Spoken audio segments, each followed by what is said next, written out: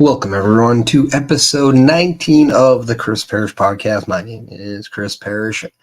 I am happy to announce that we are in proud affiliation with Turnbuckle Studios, who are the hosts of not only the Paw Patrol, the PLE Watch Along, but also Turnbuckle Talk and all other programs. Also, give a shout out to the affiliate, their rogueenergy.com. If you would like to go and check out Rogue Energy, go do so at your most convenience, as they just had a free shaker sale extended. They just had a large restock, one of their largest ever. So make sure you're checking them out. And if you want to help support me, help me out, use that promo code PERISH, PERISH, at your checkout menu. That will not only save you 10%, but a little bit of kick will come back to me. That will be greatly appreciated if you can do so. But yeah, we got a lot to talk about. I mean, WrestleMania finished up last week.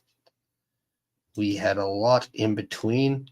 We have the Bulkster coming in saying, "Hey, bud, have a great day." Thank you, Bulkster. I will have a great day. I hope you have one as well. We also had some footage that was shown. Someone seems to be living rent-free in a lot of people's heads. And then we also had some debuts in WWE. We had some call-ups. But so we'll get on all that later. We also have a little bit of Q&A. If people want to put in their questions to me, I will answer them, and I will have that throughout the show. So if you have questions that you'd like me to answer on specific things, I will ask, just to make sure you keep that wrestling or myself related.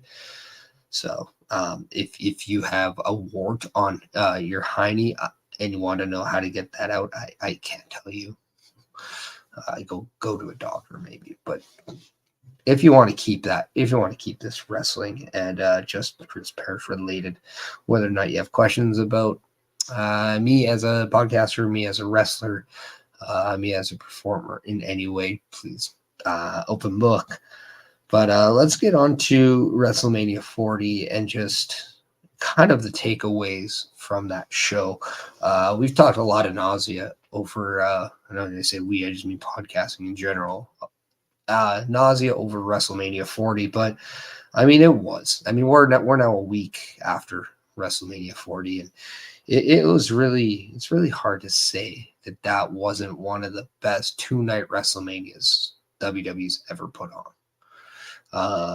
When you mix your feel-good stories with Sami Zayn defeating Gunther for the Intercontinental Championship, when you had Cody Rhodes finishing the story, you had R-Truth getting a WrestleMania moment, among others, like Bianca and Naomi and Jade just having a moment where you have three women of color just looking absolutely independent and strong and just absolutely crushing it like they do. What a great moment there as well. Just absolutely fantastic, start to finish.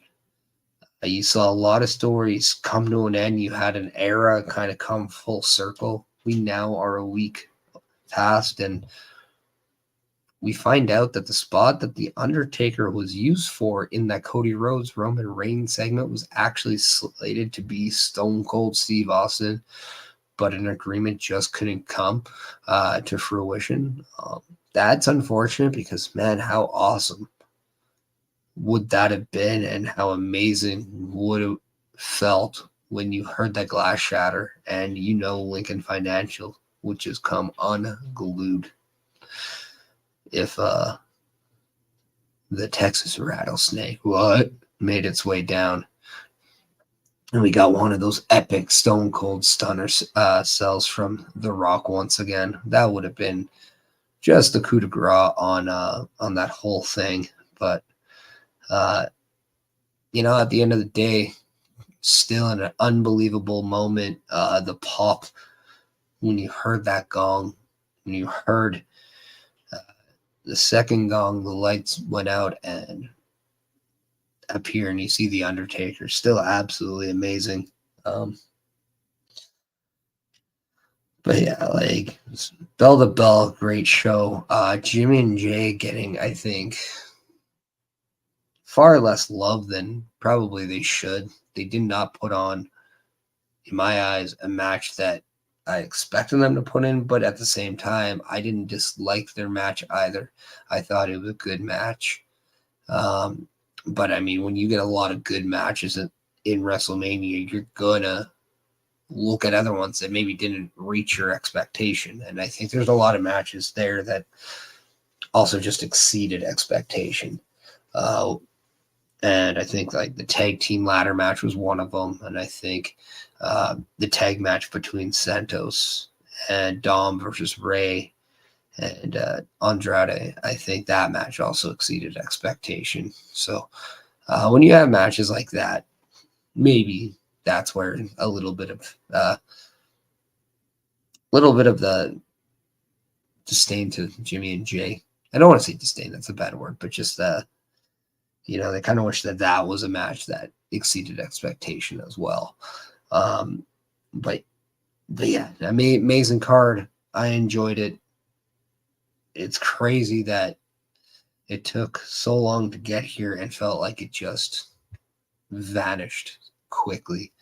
But absolutely awesome shows and great moments to go around, which leads us into the nice week after WrestleMania, that Raw after Mania, which I think finally got back to maybe not completely of what we always viewed the Raw after Mania to be like, but I mean, I don't think it's a secret. A lot better than last year's Raw after Mania. We saw a couple NXT champions come up, have matches. We saw Ilya Dragunov and Roxanne Perez, the NXT champion and women's champion, both had matches on Monday Night Raw. Both had successful attempts in their matches. Both won. We saw Ilya Dragunov be declared for next month's WWE draft. So Ilya Dragunov looks like he will be moving either to Raw or SmackDown. I cannot begin to assume why someone from NXT would declare themselves eligible in a draft only for him to stay in NXT. That just seems redundant to me. I know.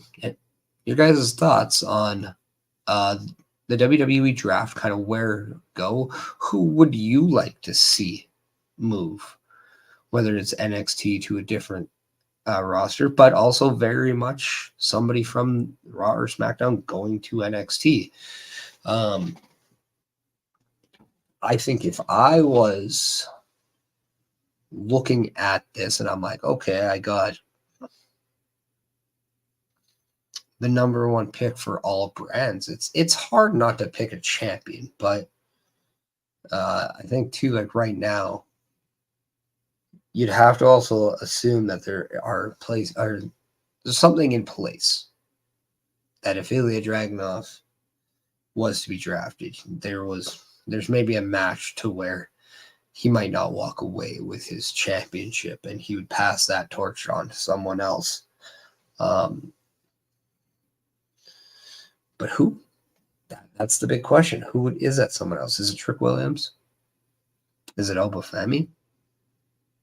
Could it be Shawn Spears? Who's to say? Maybe Baron Corbin. I mean, that could be a very intriguing one if Baron Corbin is to stay on in NXT. On SmackDown, we also saw Braun Breaker come back and have a match, and pretty dominant match that was.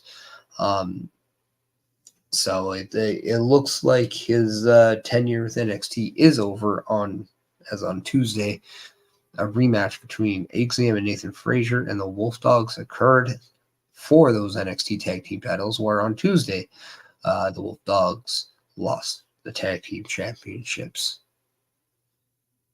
I watched that and I just wondered, well, why didn't you just do it at Stand and Deliver?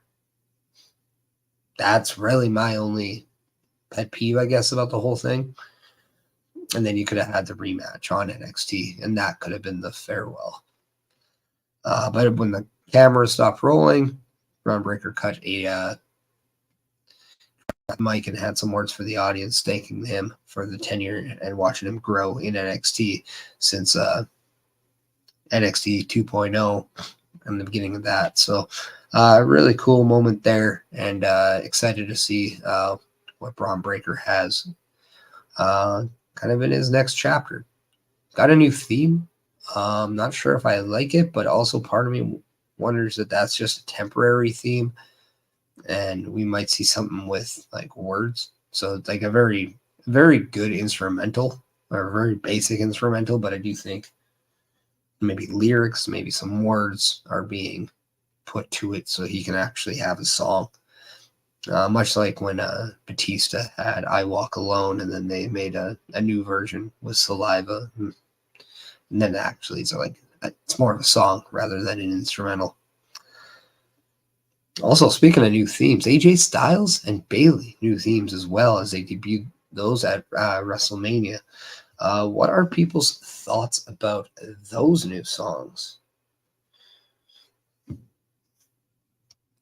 It's always intriguing to me when people have new entrance themes. I do like it for both, though. It's new chapters for both of them. They're kind of in new phases of their runs, so having something different.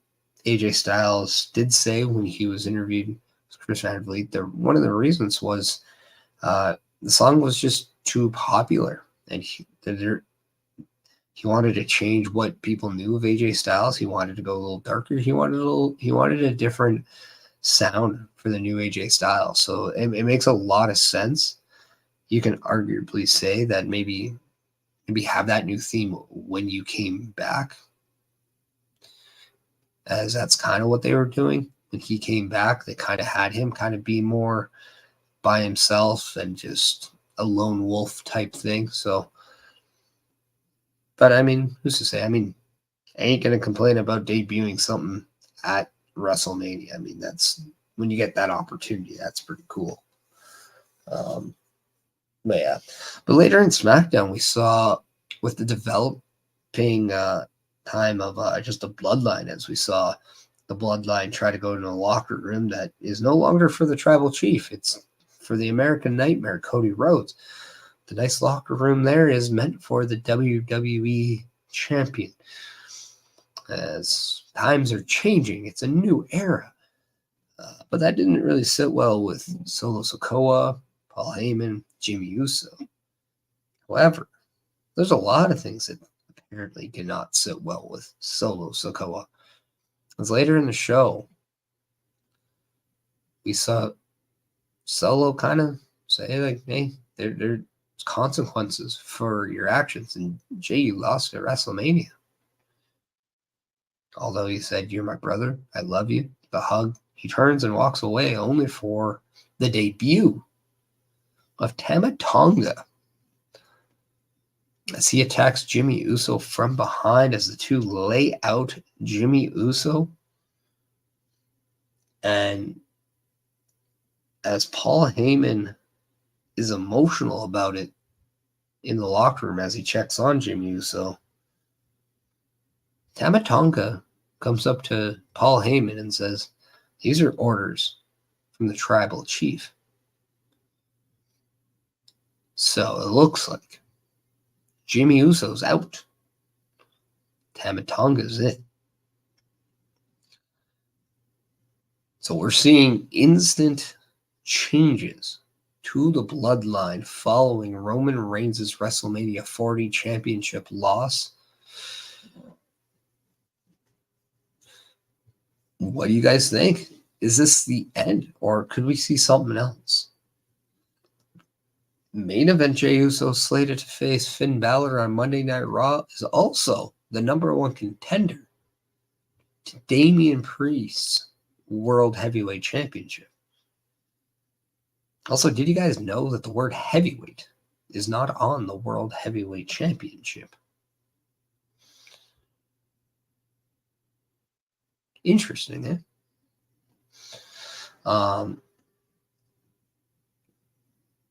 But yeah, no, Damian Priest, who ended up cashing in on Drew McIntyre, who defeated Seth freaking Rollins at WrestleMania to win that World Heavyweight Championship. We saw a match to determine a new #1 contender on Raw. Drew McIntyre, he had it in the bag, but CM Punk cost him once again as Jey Uso becomes your new #1 contender. So the new direction is Jey Uso versus Damian Priest, looking like the match at Backlash, which takes place in France this year. And that is what we appear to be getting.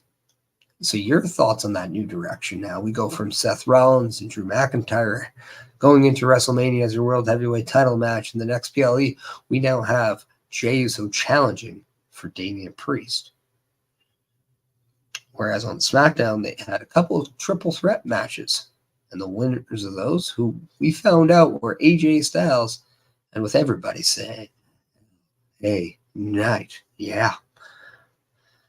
As they face off with each other next week, the winner of that will go on to challenge the American Nightmare, Cody Rhodes. So very much looking like an AJ Styles versus Cody Rhodes match. So now we have our new direction, at least coming out of WrestleMania, with Damian Priest, Jey Uso, AJ Styles, and Cody Rhodes. Your thoughts on the new direction and kind of where we go from here? Very intrigued what they didn't tell us. We didn't see Gunther on Raw. We don't know where he's going to land in this. You have to assume that after a 666-day championship reign for the Intercontinental Championship, that he's looking at the next big goal, which is either the World Heavyweight or WWE Championship. So I know I'm very curious on that. What does Randy Orton have next? So that, to me, that'd be intriguing. Also, with the draft, are we going to see the reunion of Kevin Owens and Sami Zayn? Could we see them do something over the Intercontinental title? Do we see Logan Paul come over to Monday Night Raw? Curious to see who will be going to NXT. I have to assume there will be a few superstars going to NXT. But yeah, in a nutshell, that's kind of my review on from the fallout of WrestleMania and the week of WWE that followed. Crazy stuff, intriguing stuff though. I mean, it's all about the long-term play here with WWE now. So it's you want to see kind of what Cody Rhodes does in the new chapters of his new story. And then just how the new champions kind of go. We did see kind of some developing with the women's titles. More so for Rhea's, as Liv Morgan took matters in her own hands and threw a chair at Rhea Ripley, which we really saw kind of WWE kind of flex with those continuous shots. Because after that, we see that beat down. We see Dirty Dom kind of sold to Rhea, only for that to pan into live audience, back into the ring, and then back into the next match. Your guys' thoughts on just these camera angles that we're seeing with WWE, because it just feels like they make the show smoother. Um, but we're also seeing a little bit more cohesion between Bianca Belair and Jade Cargill. Yeah, Jade Cargill, she had a pretty short match with Chelsea Green on Raw, but we're also seeing her in a tag team form as her and Bianca took on Piper Niven and Chelsea Green on SmackDown. And also victorious there. So are they going to be using Jade in a tag team form? Which, if that's the case, Kabuki Warriors, watch out, because that tag team is going to be coming at you in a different way. Like, that's a team to fear. Bianca Belair in her own mind is a force, and then you add what Jade Cargill has done so far in WWE. All she does is make short work out of you. So it could be a very, very short night for the Kabuki Warriors over those tag team championships. But yeah, we also saw Bayley defeat Io Sky for that women's championship. And I just want to kind of get people's opinions about where they think Bayley will go next. I think, for me, I think Dakota Kai makes a lot of sense there.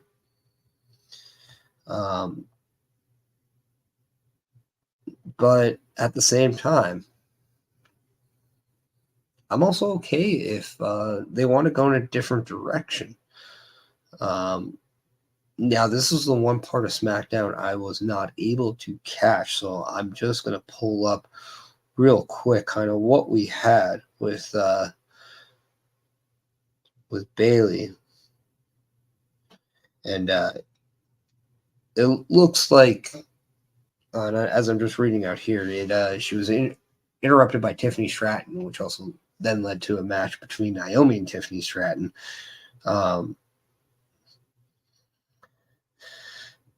But Tiffany Stratton makes a lot of sense to me, too. I think this is something new. I think this is something fresh. And I would not be against it. I think you got to strike when the iron's hot sometimes in wrestling. And I think right now, Tiffany Stratton, especially with their performance at the Elimination Chamber, you do what you can to propel and put her in a position to succeed, because she just not only represents somebody new, but she also represents that potential change and direction away from the four horsewomen, because we always wanted to kind of tie the four horsewomen into the women's division for WWE for the longest time. But now we're seeing so many amazing talent in the women's division that's not named Becky Lynch, not named Sasha Banks, not named Charlotte or Bayley. And that's not taking anything away from what they're doing. I don't think the women's division is where it's at if you don't have people like those four. Without the four horsewomen, we would not be where we are in the women's division. You needed those people in there, and it was a good thing for that division.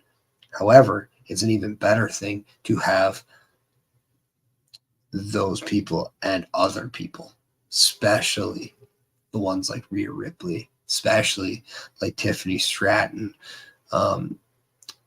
And I think someone to look forward to is, former NXT Women's Champion Lyra Valkyria. I think she is going to be somebody to look out for on the main roster post-draft. So I'm very intrigued on kind of what they do. And then you have a lot of acts, whether it's the Chelsea Greens, whether it's the Piper Nivens, the Bianca Belairs, the Jade Cargills.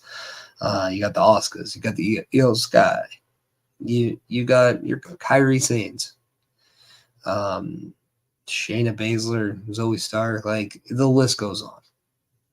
And so it's just Liv Morgan, Nia Jax, like it's just you got a true division. So it's going to be a very intriguing next few months. And I when I say next few, I'm saying like the 6 to 8 months. Like this is going to be a good year for the women's division. Mark my words on that one. Yeah, and then we didn't get to see the new SmackDown Tag Team Champions on SmackDown. They were not there. Grayson Waller chose not to not to go to Detroit. Wanted to stay where the weather is warm. But on Raw, we're seeing a little bit of stuff with Awesome Truth. As of right now, we're not seeing anything specific with the tag team titles just yet, but I do believe that this last week was kind of more prime for the singles championships. We will see something with the tag team titles in the next week or two, especially as they kind of go to Backlash. We did get a lot confirmed for Raw for tomorrow. We have Dominic Mysterio versus Andrade. We do have Finn Balor versus Jey Uso. We have 2 women's tag team matches, as we have Katana Chance and Kane Carter taking on Piper Niven and Chelsea Green.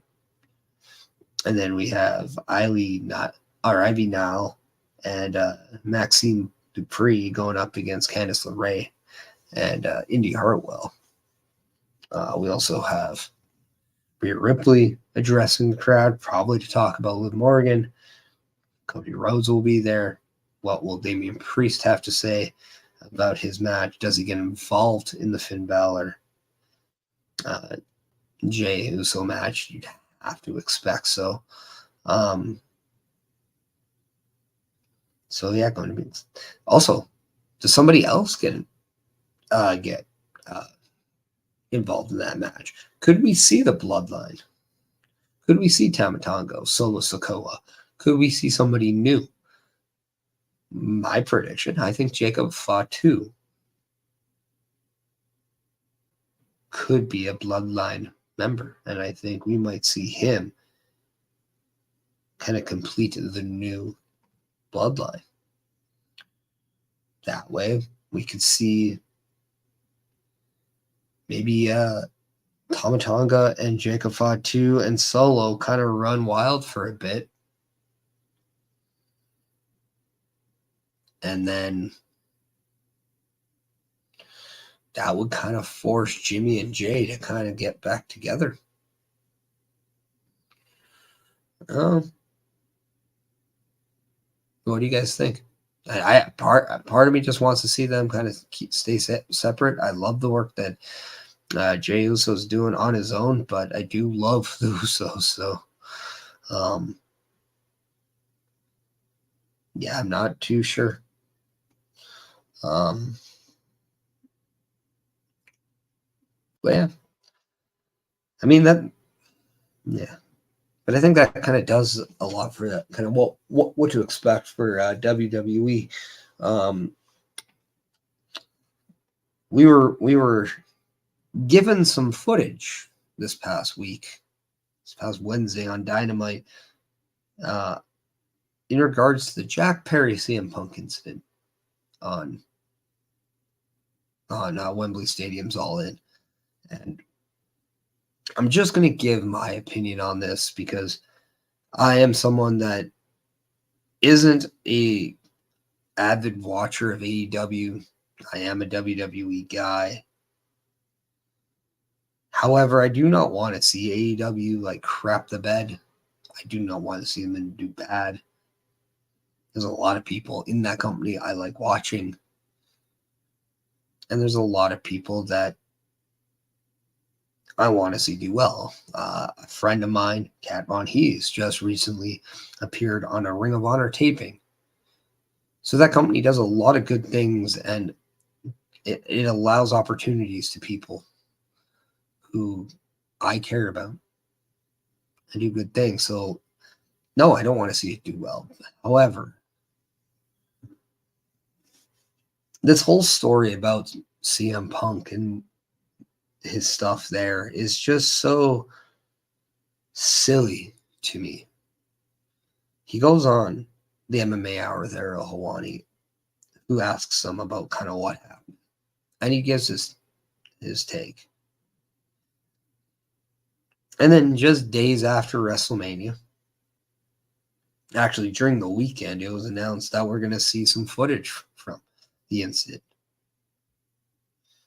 Now,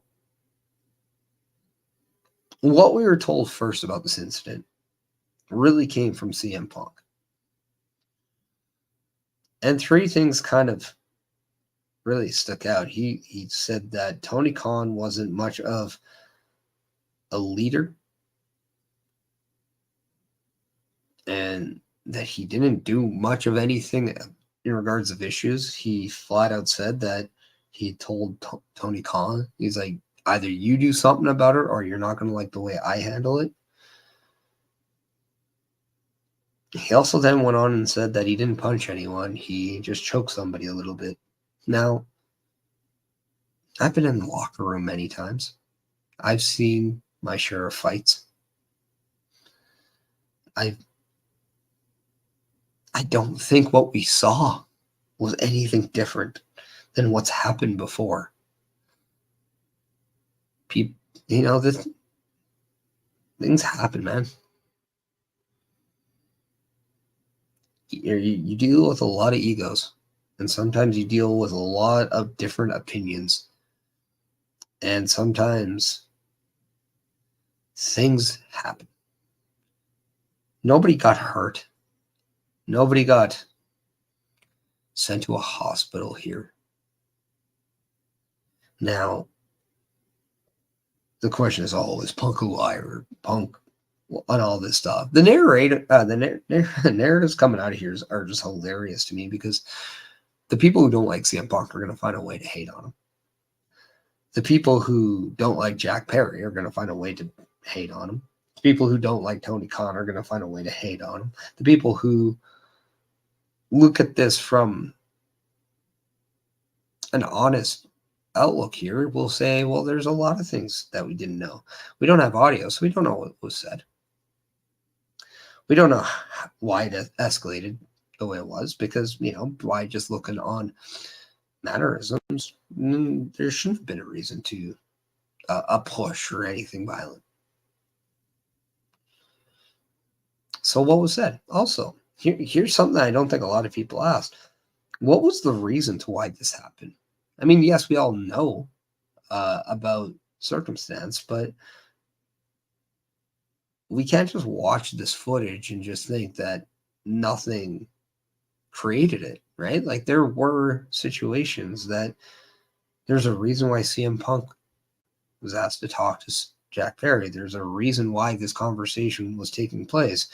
So that needs to be addressed because there was already emotions into this prior to this footage being shown. This was a selected piece of footage shown. This wasn't the whole story. This wasn't the whole situation. This was just a selected portion of it. Now, CM Punk was in the wrong with getting physical, but Jack Perry is also in the wrong for doing something he was asked not to do. Both guys were in the wrong here. Not just one. It wasn't just Punk's fault. It just wasn't Perry's fault. Also, Tony Khan, don't let this stuff happen in your locker room. It's on you too, man. You want to run a locker room that's safe? Don't let these guys run the ship here. That is your job. If you're the owner, you are supposed to keep and maintain this workplace in a safe manner. That is your responsibility. Get a team if you have to. If by chance one of these guys were part of your team, then you have to do something about it as well. But at the same time, you got to have their back. You also cannot just sit in the back, watch everything go down, and then say, nope, this is unacceptable. look in the mirror, because this happened on your watch. You're just as guilty about what happened as CM Punk and Jack Perry. It's a bad look on not only the people involved, but on the company. And the reason of showing this footage made absolutely zero sense. It did not help a story. It confused everybody as a viewer. It does not make you want to buy the next pay-per-view. I don't care about the feud between FTR and the Young Bucks more because of this. It was a stretch at best, only to get attention and views. It was not needed. This was horrible creative. You have the talent of the Young Bucks and FTR, and this is how you decide to get people invested in what you do. Terrible. It's just a shame.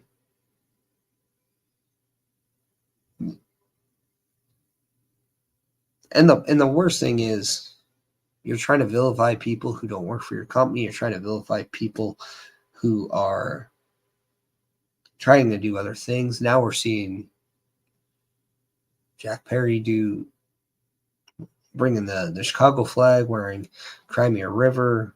He has that on his jacket. It's just, man, the whole thing is stupid and it's petty.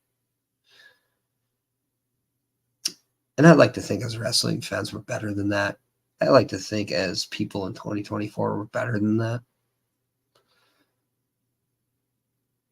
I hope this is the last we ever see of this stuff, because I don't care about it anymore. I am so moved on with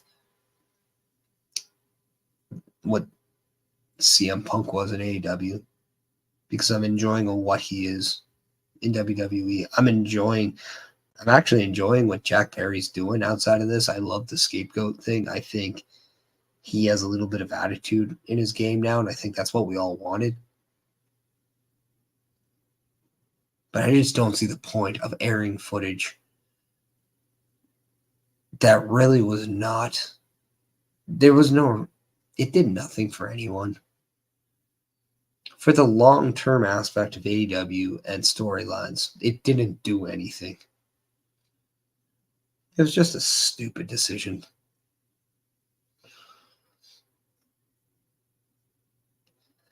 I don't know. I hope we don't get that crap ever again.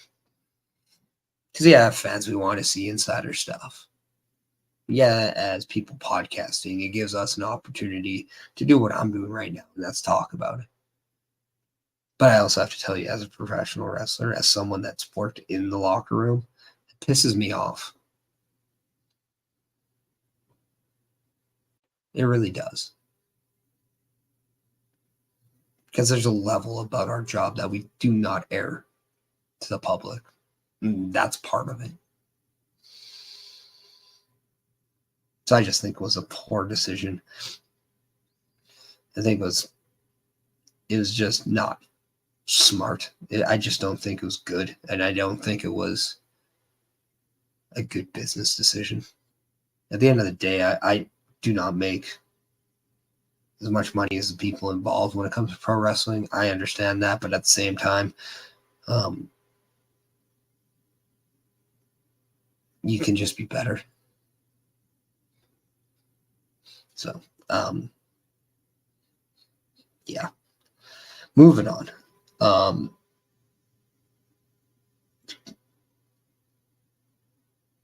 We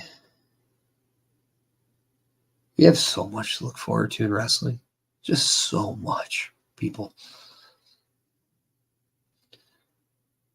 I just found out that the adopted brother to Tama Tonga, Hickleo, and if somebody in the chat can tell me if I pronounce that properly or not, we found out that he could be WWE bound as well. Even New Japan Pro Wrestling contract is reportedly up in June. So could he be WWE bound? Are we seeing a change and a cultural shift because I've never seen this amount of people leave New Japan Pro Wrestling or that area to go to whether it's AEW or WWE. I think that's kind of cool. I think that just makes the product better. I think it just shows you kind of where this industry is and going. So we also got kind of an injury kind of assessment update from Big E saying he's not medically cleared, but he's pain free. And he's very happy about being pain free. And he's also said that he may never be medically cleared. And to him, that's okay because he's just happy about being pain free. And I think this is just wonderful stuff. I think adding a guy like Big E on your kickoff panels, if you have any press conferences, like those panels, not necessarily the host, but the panels, like just getting that point of view and for what he's able to talk about, not just for a wrestler standpoint, but, explaining you the story of why it's important for somebody of color to do something and be in a title match and do something of importance in wrestling and what it means to a different group of people, I think is such a great perspective that the rest of the world who are not that right can appreciate because he helps educate you on that stuff. And I think when you have a chance to entertain everybody with the art of pro wrestling, but also educate your audience, that's when you know you're hitting everything on all cylinders.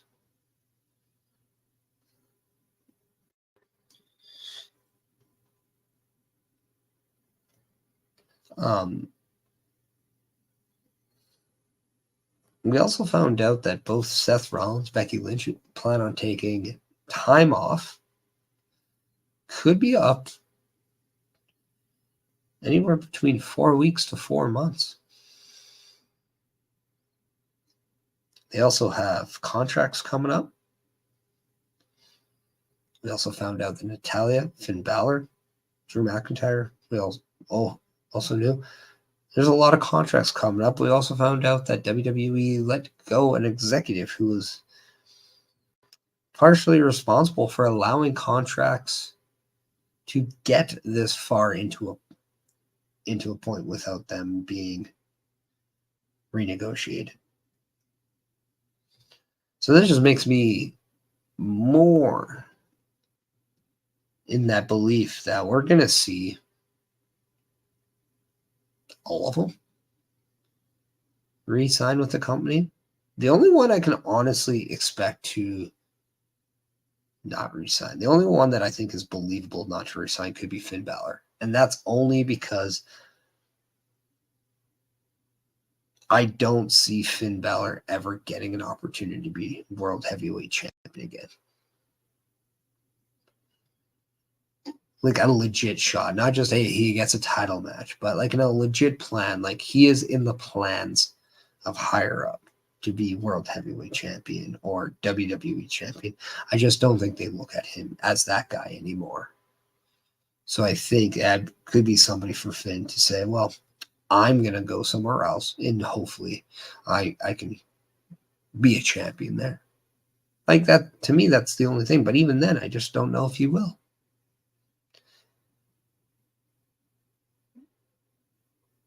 It's hard to say because I'm not there. I'm not these guys. I'm not in that negotiation with them. But at the same time, what the business WWE is doing, and you get to be a part of that, you get to really benefit from that on a financial way, and you get to have a platform like they provide you and go all over the world. Get those WrestleMania bonuses. Oh, how can you pass that up? But at the end of the day, man, if you just want to do something different in this world, you have an opportunity to, and I really hope people do that. We also found out that Eric Rowan had to pull out of a booking due to new contract situation. So with the news of Bo Dallas returning, whether it's Uncle Howdy or something else, we've been seeing some teases over the last week or so. Could Eric Rowan be part of this as well?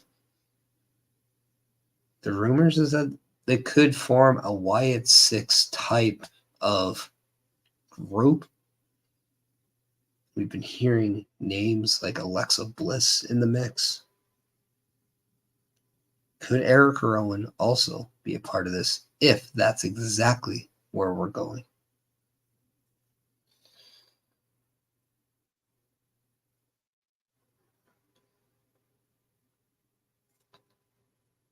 Also, just given what we talked about earlier with the footage and all that stuff, I also want to point this one out. If by chance MJF is still a free agent and he's not someone who's re-signed with AEW, just if that's the scenario, I really am curious to find out how he perceives that whole situation.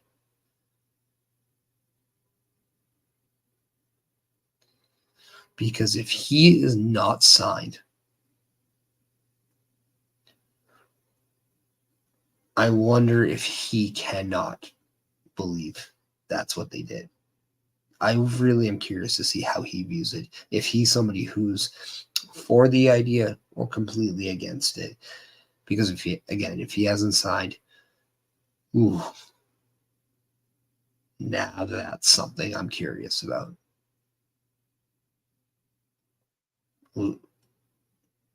I don't think they can afford to lose him. I really don't. But I think if he's available, I think WWE is going to pull out all the stops to bring him in.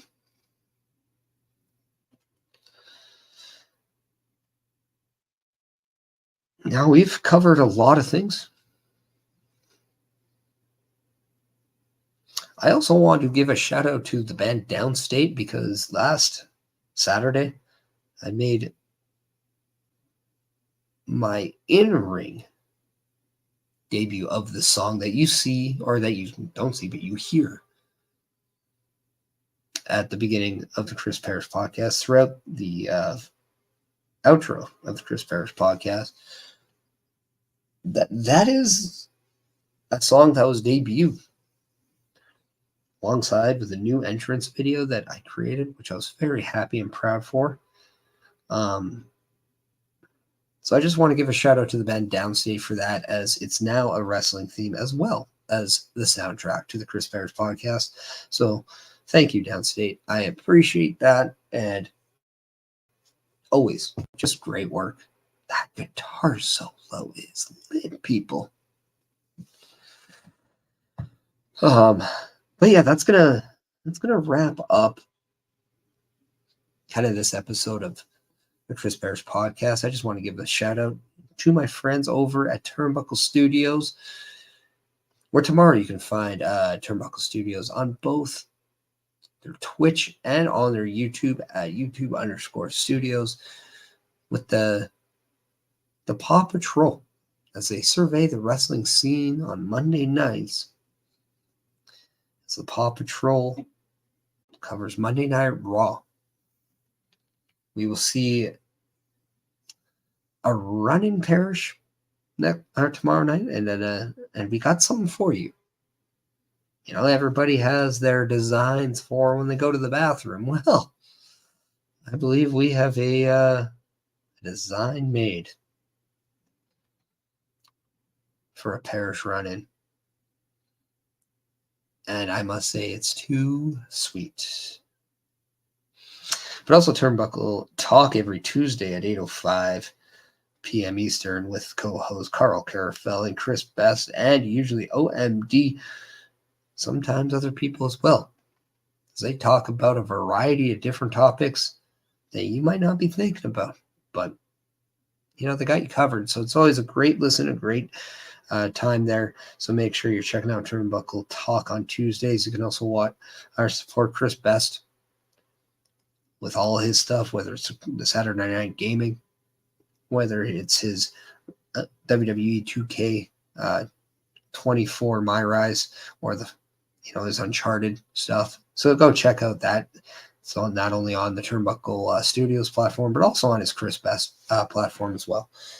And then you also want to check out the Boards Nest with Bubba Duke and OMD as well.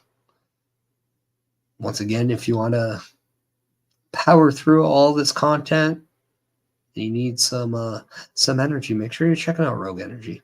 Go to rogueenergy.com, then you check out all their beautiful flavors. My preference is that blue raspberry. But before you decide when you want to look at that gross amount of product that you have and that absolutely ugly total, just know you can knock off 10% if you use the promo code PERISH, PERISH. Yes, that's right. Perish will save you some money here because let's face it, stuff is expensive. And also a little bit of that kicks back to me. So if you want to help me out there, that'd be amazing. But if you want to help support the Chris Perish podcast, make sure that you give a like, a share, a follow on all the platforms that are appropriate. If you're watching on Facebook, hit all those emojis. If you're on YouTube, hit that thumbs up, hit that notification bell button. It just alerts you every time I go live. So instead of me absolutely drowning you with notifications on other platforms, just hit that bell. And then you get one right then and there. Then if you want to subscribe to the Chris Perish podcast on Twitch, please do so. It will go a long way. But if you can, if you see an invite or to anything like that on Facebook, just share it out. Help spread the word. And that is Chris Perish Podcast. We come back next week with episode 20, the April 21st. For today and for the upcoming week, I just want to say thank you to everyone who's taking the time to support me. I appreciate you. Hopefully everybody has a great day, great weekend. Be safe. Be you. But forever, go Saints.